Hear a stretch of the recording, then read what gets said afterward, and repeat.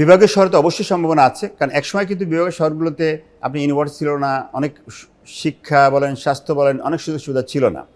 যদি শিক্ষা স্বাস্থ্যটা ভালোভাবে ইনশিওর করা যায় বিভাগের শহরে, সেক্ষেত্রে অবশ্যই বিভাগের শহরে আমাদের অলরেডি আমাদের প্রাইভেট সেক্টরে যে আবাসন যে কোম্পানিগুলো আছে, রিয়েল এস্টেট মেম্বার, নন মেম্বার, অনেকগুলো শহরে, বিশেষ করে খুলনাতে, রাজশাহীতে, রংপুরে, সিলেটে, চিটাগাংয়ে, বগুড়াতে অলরেডি কিন্তু কাজ শুরু হয়েছে। তো সেখানেও সম্ভব, কিন্তু সেই জায়গাগুলোতেও রাষ্ট্রের পক্ষ থেকে নীতি সাপোর্ট দিতে হবে, নীতি সহায়তা দিতে হবে।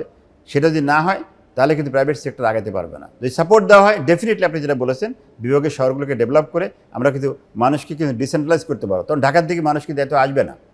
বসুন্ধরা টিস্যু, অশুদ্ধতার বিরুদ্ধে এক বিন্দুও ছাড় নয়। প্ল্যান পরিকল্পনা যেটাই বলেন সেটা লং টার্ম হতে হবে, শর্ট টার্ম দিয়ে হবে না।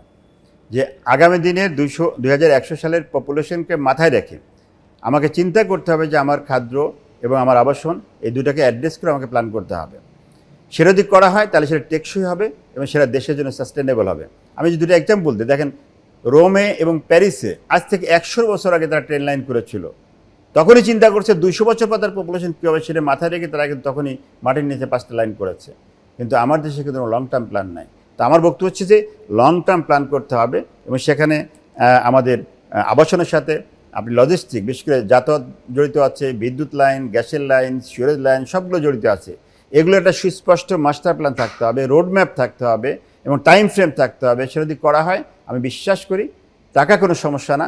আসলে যদি প্ল্যান ঠিকমতো করা হয় তাহলে এটা অবশ্যই বাস্তবায়ন করা সম্ভব এবং তাহলে দেশের আবাসন সেক্টরটা যে খারাপ অবস্থায় আছে সেখান থেকে উঠে আসবে ইনশাআল্লাহ।